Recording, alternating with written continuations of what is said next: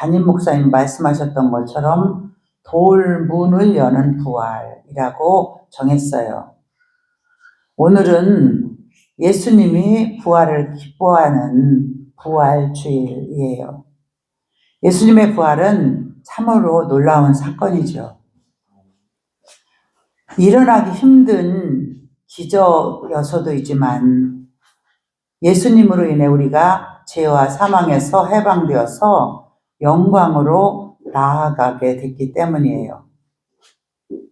그래서 우리 모두가 예수님의 부활에 참여하심으로 새로운 피조물로서 죄의 권세에서 해방되어 새 생명을 누리시기를 축원드려요. 오늘 예수님의 부활을 축하하는 저와 여러분에게도 사망 권세를 이기신 기쁨이 가득하기를 축복하면서 돌문을 여는 신앙이란 제목으로 말씀을 전해드릴 때 함께 은혜 받는 시간 되시기를 바라겠어요. 첫째로 사망에서 생명의 문을 우리들에게 열어주셨어요.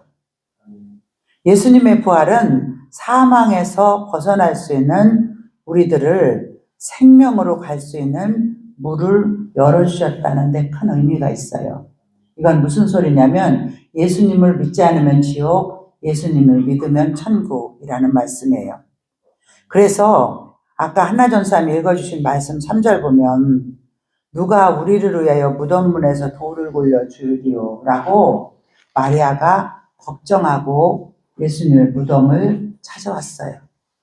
무덤문을 막고 있는 이 돌은 사망의 권세를 상징하는 것을 뜻해요. 사람의 힘으로는 어쩔 수 없는 한계 상황을 상징해요. 이 여인들의 한숨소리는 오늘을 살아가는 상한 영혼들의 탄식이기도 해요. 저나 여러분이 생활을 하면서 아유 기뻐, 행복해, 감사해. 그게 얼마나 될까요? 아우 힘들어, 걱정돼, 어떻게 해결해야 돼, 죽을 것 같아. 그렇게 어쩌면 우리가 살아가면서 사만사온이라고 결국은 40~50% 이상 걱정이 우리에게 다가오지 않을까요? 그런데 예수님은 그 한계를 뛰어넘는 죽음을 이기셨어요. 우리의 삶의 고통 속에서 찾아오는 죽음도 예수님을 믿으면 예수님이 해결해 주심을 알 수 있어요. 오늘 영상에서도 그것을 간절히 한 처녀가 간증하고 있는 것을 보셨죠.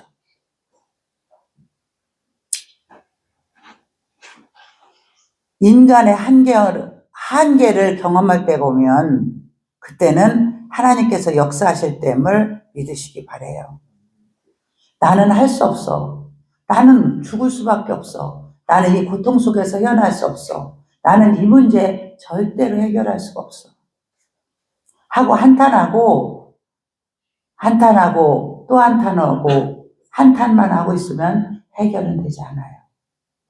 그런데 부활하신 죽음에서 우리를 건져주신 부활하신 예수님을 믿고 기도하면 그 기도가 하나님 앞에 상달되면 반드시 이루어지는 걸 여러분도 체험할 거예요. 저는 과거에 참 희한한 간증을 하네요. 저한테 돈 빌리러 오는 사람이 그렇게 많았어요. 근데 그게 예수 안 믿는 사람 아니에요. 다 크리스찬들이에요.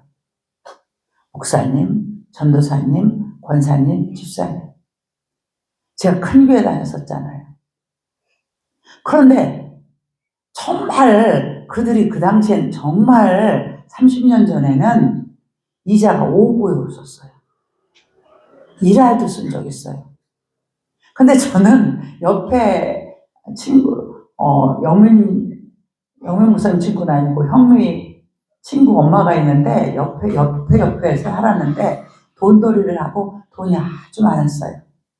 근데 다른 사람한테는 차용증은 꼭 받으면서 3부에 빌려줬어요. 그 사람이 3부 5리. 근데 저한테는 차용증 없이 2부에 빌려줬어요. 왜 그러냐니까 형미 엄마는 믿을 수 있어서 차용증 없어도 되고 형미 엄마가 여유가 없으니까 딴 사람 받는 거 받으면 죄를 예수님을 믿는 사람은 안 하는데 죄 지을 것 같아서 이분만 받는다고 그렇게 빌려줬어요. 근데 교회 가면 그때 우리 제가 다니던 교회가 몇천 명 교회니까 죽음을 통해서 기도하는 돈이 없다고 기도하는 사람들이 있어요. 근데 죽음을 통해서 기도하는 사람들이 거의 다 집을 사놓고 빚 가운데 있어서 그랬어요. 근데 오불을 쓰고 있어요. 거의 다. 그럼 얼마나 안타까워요? 그러면 그들이 돈 빌려주세요 해서가 아니라 자청해서 제가 빌려주는 거예요. 내가 돈이 있나요? 옆집에 가서 나도 차용증 안 받고 2부에 빌려주는 거예요. 500, 900, 1000. 지금 돈으로 계산하면 5천, 6천 1억이에요. 근데 갚는 사람도 있는데 안 갚는 사람이 더 많은 거예요. 빌려가놓고는 한 몇 달, 서너 달은 이자를 잘 줘요. 그러면 전달을 하죠. 한 6개월 정도 되면 나몰라라고 안 갚아요. 이자만 안 갚는 게 아니라 원금도 안 갚아요. 그러면 제가 이자를 갚아야 하잖아요. 우리 장로님 여기 계시니 죄송하죠. 이자는 제가 그 이자를 다 갚아야 해요. 그 이자를. 근데 원금은 5천, 6천, 1억을 월급쟁이가 어디서 나서 갚겠어요? 못 갚죠. 그럼 어떻게 하는지 알아요? 방이 2개였었나 우리가 3개였었나 허름한 주택에서 살았어요. 그러면 남편이 자건 안 자건 방 하나 문 닫고 기도를 해요. 계속 하루 종일 기도만 해요. 밥 차려주고 청소하고 교회 새벽 기도 가고 교회 가는 신방 가고 그거 제어고는 계속 기도만 해요. 다른 기도도 안 해요. 하나님 저 이거 갚을 수 없어요. 하나님 전 선한 의미로 빌려줬으니까 받게 해주세요. 이거 받지 못하면 제 침상이 날아간다고 하나님 그러셨잖아요. 침상이 뭐예요? 집이에요. 제 집이 날아가요. 그러니까 이거 받게 해주세요. 그러고 계속 그렇게 기도를 해요. 그럼 감사한 게 뭔지 알아요? 하나님은 이자 놀이를 하지 말라겠으니까 내가 이자 받는 건 아니지만 그가 이자 놀이하는 것도 아름답지 못하니까 원금을 받게 해줄게. 그래.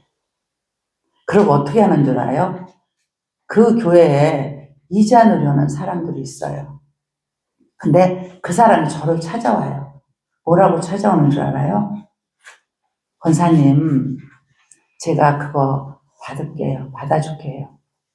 대신 과거에 물었던 이자는 없고요. 제가 받아주되 저는 3부로 차용증 써서 받겠습니다. 그래요. 그럼 나는 얼마나 감사해요. 받아주니까 좋아요. 그렇게 다 원금은 받았어요. 근데 한 사람은 원금을 갚지 않는 거예요. 원금을 그래도 많이 갚았는데 100 정도는 안 갚는 거예요.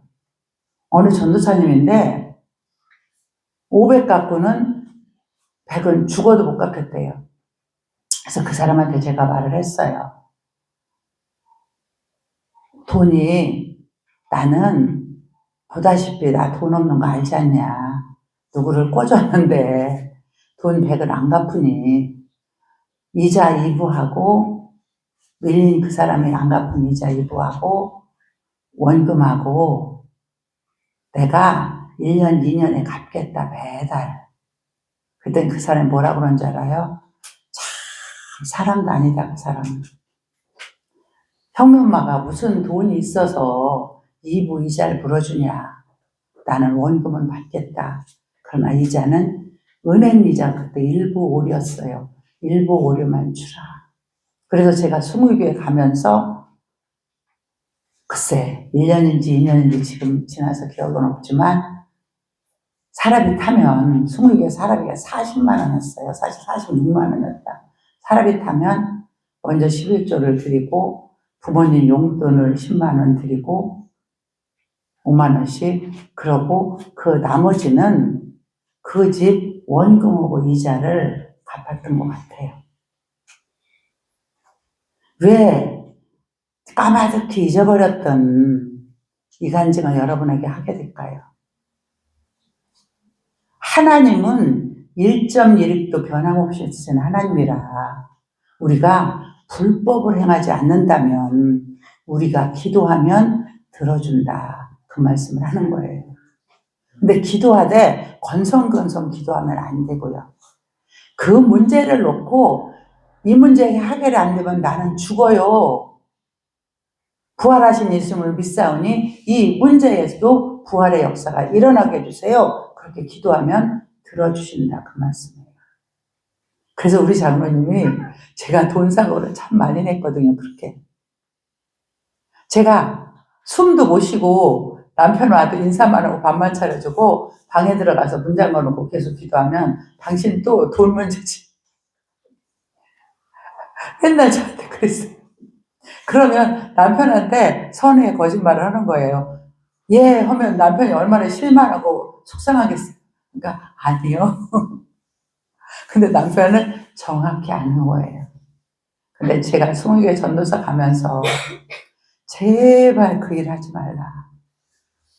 잠언서에 내 침상이 날아간다는 말이 있지 않냐. 그러니까 내가 그 일을 계속하다 보면 선한 일이지만 사람들이 약해서 내 집까지도 날아갈 수 있으니까 이제 전도사로 가니까 보증, 그것도 일종의 보증이니까 남을 돈 빌려주는 나 보증 쓰는 건 절대로 하지 말아라 해서 20개 가면서는 그 일은 하지 않았던 것 같아요. 근데 왜 여러분에게 이 간증을 하나님 생각나서 하게 해주시냐면 그렇게 돌 같은 마음이라도 하나님이 기도하면 열어주셔서 막혔던 벽을 헐어주시고 막혔던 돌문을 열어주시는 기적의 역사가 일어남을 말씀드리는 거예요. 마가복음 28장 1절에 막달라 마리아가 무덤을 보려고 왔더니 큰 지진이 나며 예수님의 천사가 하늘로서 내려와서 돌을 굴려내고 앉았는데 라고 기록되어 있어요. 사람의 한계, 사람의 힘으로는 어찌할 수 없는 죽음이라고 하는 장벽이 무너진 거예요. 우리들도 예수님의 부활을 믿으면 우리들이 할 수 없는 한계의 벽을 무너뜨리고 삶의 보호의 역사가 일어나는 거예요. 그래서 키에르케고는 말하기를 인생이란 사형 언도를 받은 죄수들이 감방에 갇혀 있다가 한 사람씩 교수장으로 끌려가는 모습을 바라보면서 자기 순번을 기다리는 것 같다고 말했어요. 사형 언도는 어떤 사람일까요? 예수 믿지 않는 사람들이에요. 키에르케고르는 철학자고 심리학자인데 예수 믿지 않은 영혼들은 사형 언도를 받아서 지옥으로 한 사람씩 끌려가는 죄수라는 거예요. 그런데 예수 믿는 사람들은 부활의 역사가 있어요. 죽지만 죽지 않는다는 거예요. 육은 죽어서 흙으로 가지만 영은 하늘로 천국에 가서 영원히 산다는 거예요. 어느 때인가 우리 김영훈 목사님이 어려서인지 고등학교 때인지 그런 말을 하더라고요. 내가 죽어서 아무것도 다 없어진다면 나는 비참해서 살 가치가 없는 것 같아요. 라고. 저는 그때까지만 해도 나는 죽으면 내 모든 것이 없어졌으면 좋겠다. 그렇게 생각했었어요. 내 모든 것이. 그러면 슬픔도 고통도 아픔도 아무것도 없잖아요. 흔적이 없잖아요. 그러면 얼마나 행복할까 라고 생각하고 있었어요. 어쩌면 명명 목사님 그 얘기할 때 제가 하나님을 만났을 때였을 거예요. 근데도 그런 생각을 하고 있었어요. 근데 어느 책을 읽는데 어느 여인이 70대 여인인 거예요. 근데 70대 연인이 그거는 소설이니까요? 영화니까요? 70대 여인이 계속 우리네 인생보다 더 고생만 하는 거예요. 우리네 인생보다 더 고생을 해요. 어쩌면 나나 이권사님이나 신권사님보다 더 고생을 해요. 아이가 남편이 5살 때만 죽었어요. 그리고 그 아이를 위해서 안 해본 장사가 없고 안 해본 일이 없이 그 아이 하나를 키우는 거예요. 그런데 그 아이가 잘 키워서 대학 교수가 된 거예요, 아들 하나가. 그런데 이 엄마가 늙기도 했지만 너무 언어가 거칠고 너무 힘들게 해서 며느리가 화병으로 죽게 된 거예요. 그러니까 며느리가 아들, 딸, 남편한테 내가 살려면 어머니를 양로원에 보내야 되겠다. 그렇게 말을 하는 거예요. 근데 손녀는 예스러는데 손자하고 아들은 죽어도 안 된다는 거예요. 그런데 둘 중에 하나를 선택한다면 젊은 사람을 선택해야죠. 그러니까 아내 말을, 엄마 말을 들어서 양로원으로 보내기로 결정을 하는 거예요. 그런데 이 사람은 펄펄 나보다도 더 건강해요. 펄펄 잘 다니고 직장도 잘 다니고 근데 갑자기 자기를 양로원에 넣는다 소리를 들은 거예요. 그런데 아들을 손자 손녀를 너무 사랑하기에 나 안 가 소리 안 하는 거예요. 자기는 양로원 갈 준비를 하고 있는 거예요. 그런데 어디 이제 양로원 가려고 나왔는데 어느 사람이 사진을 찍자고 하는 거예요. 그 사진을 찍었는데 예쁘게 찍어주세요. 그게 무슨 사진이냐면 영정 사진이요. 장수 사진을 찍는데 예쁘게 찍어주세요 하니까 아주 가장 젊을 때로 찍어줄게요 말하는 거예요. 그런데 그 사람이 영화니까 소설이니까 그 사람이 자기 젊은 시절로 다시 돌아오는 거예요. 처녀 때 결혼하지 않았던. 그러니까 너한테 가장 하고 싶은 일이 뭐냐고 하니까 가수였다 그러니까 가수로 생활하게 하는 거예요. 그 여인이 20대로 돌아가서 가수를 하는 거예요. 그런데 손자가 교통사고가 나는 거예요. 근데 손자가 피가 맞는 사람은 그 할머니밖에 없는 거예요. 마이너스 비용인가? 마이너스 A형이어서.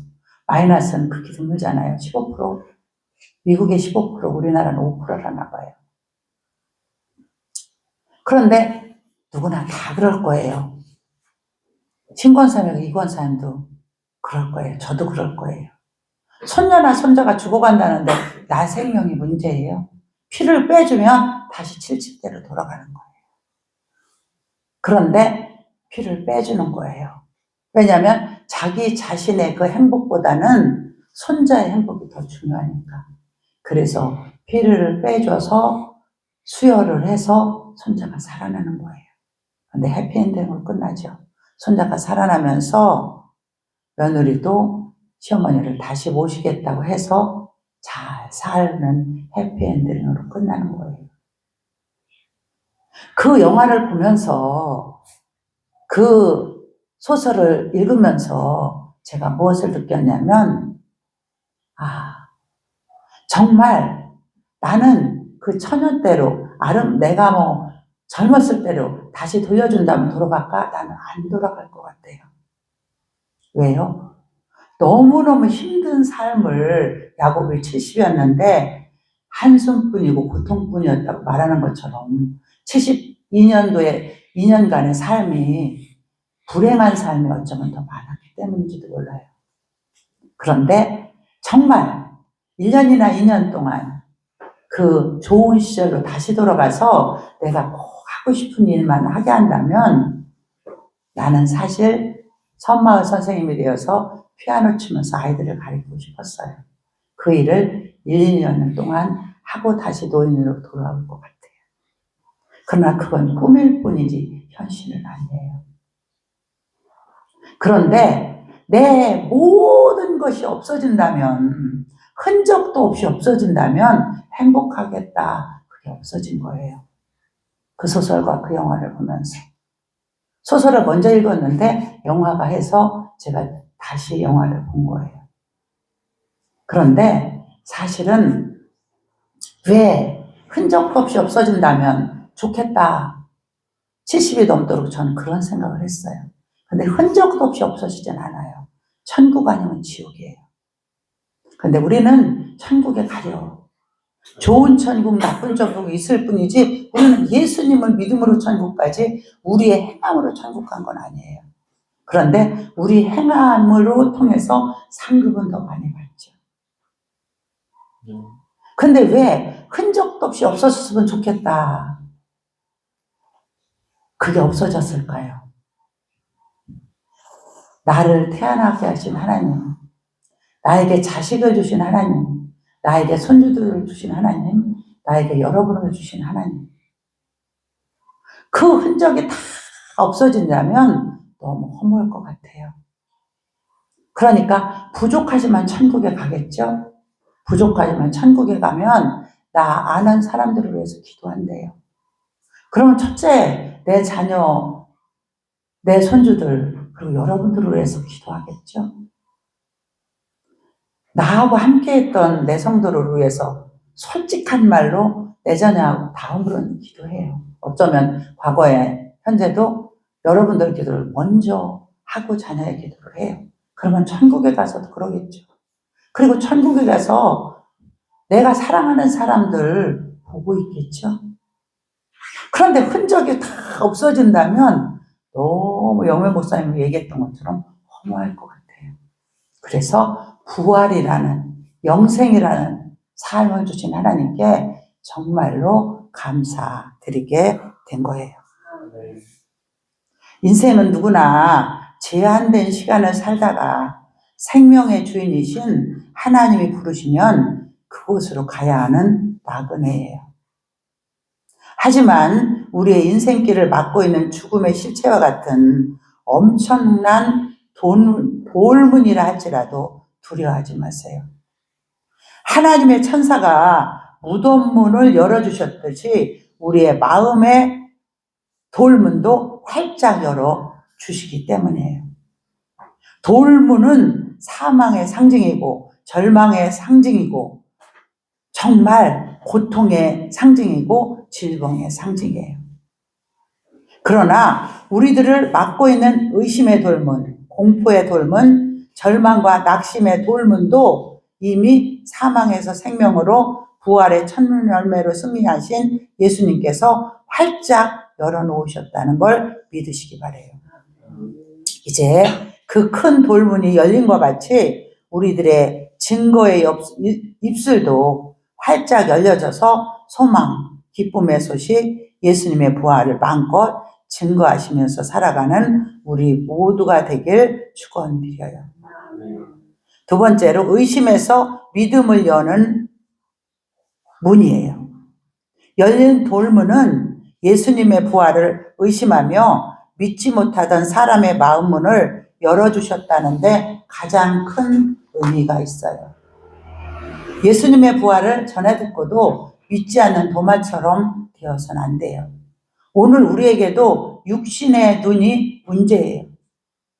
육신의 눈은 좋은 것만 따라가요. 언젠가 제가 하나님을 깊이 두 번째 만났을 때, 35대였을 때, 하나님이 그거를 이런 말씀을 저에게 주셨어요.